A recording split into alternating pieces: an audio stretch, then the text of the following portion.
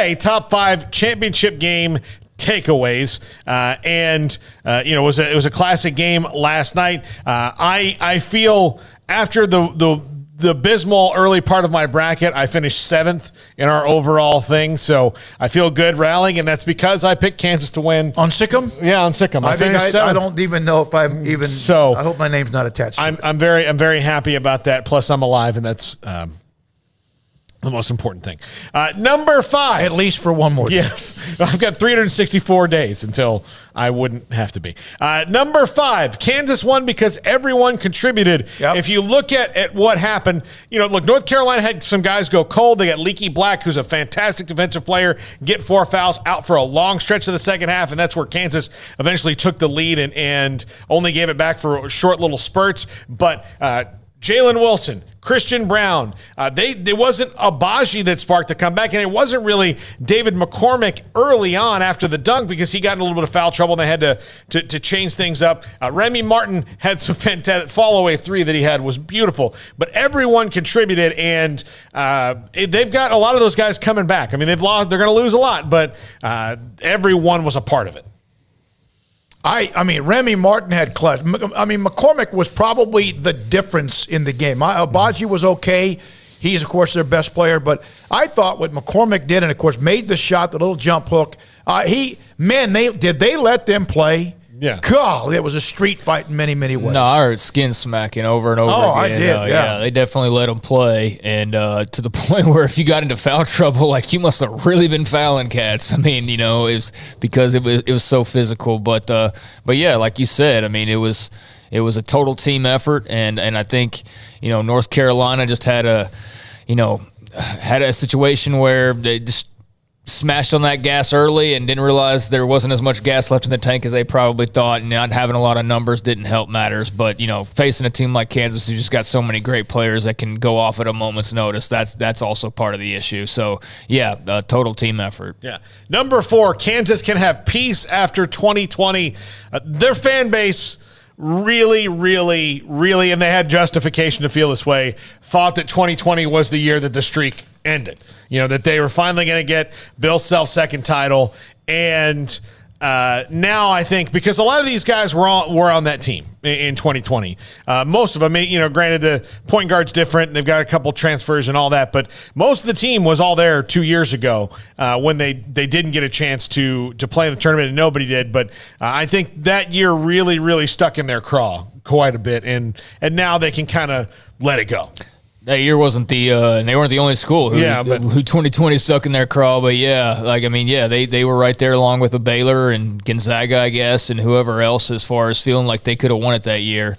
Didn't have to wait long, quite frankly. It's been less than 2 years exactly, but I know it had been a bit of a wait before that. So, yeah, I can finally put that behind them. But as we know, there probably still will be some people. We should have 9 titles. We should have had 2020, and oh well, you got last night. Yeah, and I always thought kind of in my head that Kansas had more than the 3 that they had, but this is just their 4th, and that long stretch. It's one of those things you think that, and then you're like, wow, yeah, and the stretches between the first one and then Larry Brown and Bill Self, Danny Manning in '88 that led them to the championship against the favorite Oklahoma team, and then you're right, then Self, what was it, 20 years later? Yeah.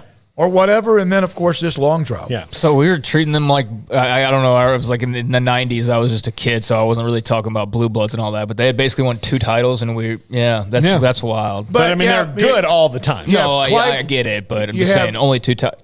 You know what I mean? Yeah. They invented the game there, right? Yeah. Naismith. Yeah. You had Clyde Levelette, who's a name that gets overlooked because of Wilt Chamberlain, and then, of course, Danny Manning. And now Abaji is thought of, and Bill Self said this, as maybe the best ever to play at Kansas. Now, that's hard when you look at those names, although he deferred to Danny Manning, who's awfully good as well. Yeah, he was good, but come on. Yeah.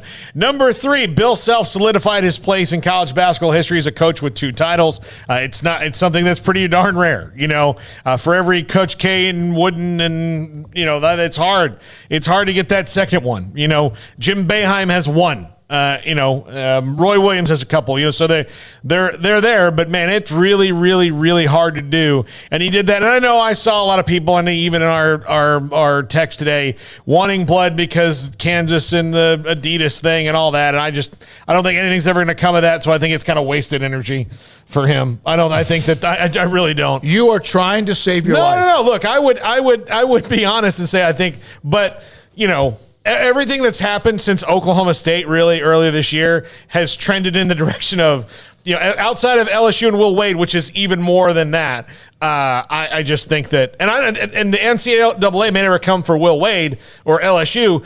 LSU just now can fire Will Wade because the NCAA sent them a letter. There are allegedly 5 level 1 violations, and I saw some that wanted to make sure that was a part of the story, and it was.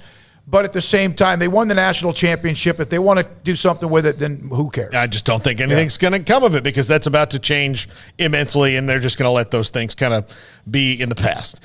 Number 2, Hubert Davis is about to load up on talent. You tell me if you're a young prospect watching that game, and look, Bill Self is too, but if you're a young prospect watching that game or a transfer that was considering North Carolina, why would you not want to play for this dude?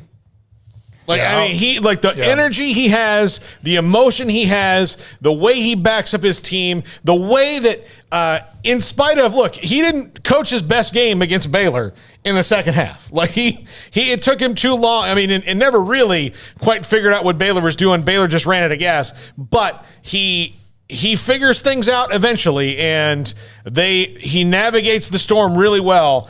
I think that North Carolina, they're not riding Roy's coattails anymore. This is Hubert Davis's team, and I think he made that clear in year 1, and that is really, really, really hard to do when you follow a legend.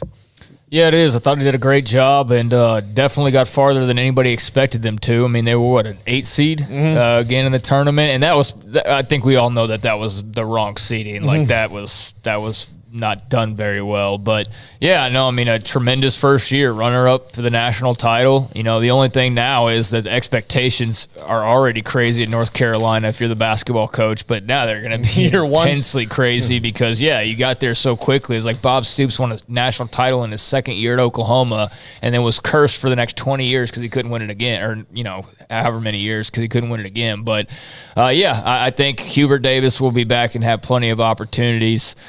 Seems to do it all really well. And I know there's some moments here and there where, against Baylor, they could have done something differently. But again, it's his first year. So, let him get some seasoning. And, in a few years, he won't be making those types of mistakes. No. When he was asked early on, they have that little cut-in interview. He was so, hey, there's a lot going on out there. Why do they do that, though? Why do we even do that? It's the middle of the game. Why are we talking to the coach? I don't understand that whole thing. It kind of makes the head coach seem a little bit pointless at times if he can just walk away for 2 minutes during a timeout. Wow. These guys do all my work for me. I'm good. Let's break into a TV show and just start interviewing the actor right in the middle of it. I just don't understand that. Yeah. Number 1, the Big 12 needs to push basketball like the SEC does football. And when I say that, what I mean is, and look, Scott Drew is the big rah-rah guy. He was out there saying, let's pull for Kansas after they lost to North Carolina. He was, waving the flag for the Big 12 and making sure. And the SEC has done this in football by creating this is the best league. You need to come and play here. When really it's only about a couple teams, but enough of them have had success at that level, and some of them a long time ago, but enough to where you go, okay, well, if I want to play in the best league, I go to the SEC. You just keep on winning these championships. But look, the last 3 years, 3 titles. Texas Tech was in and lost to Virginia. Baylor won, Kansas won. That is what the SEC did to turn the tide of being a kind of traditional thing. But, in 2004, nobody was talking about the SEC like they were now, that they are now. But in the last 20 years, the PR machine that they've become, the Big 12 needs to do that with basketball and get a corner on that market and sell that this is the best league. And if you want to play the best players, you got to come here. Scott Drew pounds that rock all the time. And Self even brought it up, as Matt Tate told us, that he appreciates how Drew constantly. And then the first thing he did, congratulations to Kansas, Big 12 back-to-back. Yeah, I agree. They need to hire whatever PR firm designed that for the SEC because that was that was a tremendous job. The 20 years of just conditioning we were given by ESPN of how great it was. And you know what? It wouldn't have mattered if they didn't go out and win, but they went out and won. Yep. You know, Auburn did it one year, and Bama did it, and then now Georgia's done it, and you've had, you know, various teams involved. And so you got to give the SEC credit for that. I do think, though, that early on, like that whole we're the best, pounding our chest, I mean, that was really just driven. It was PR. I mean, it's basically what it was, and then getting slapped over the head with it constantly by ESPN because they had a rooting interest.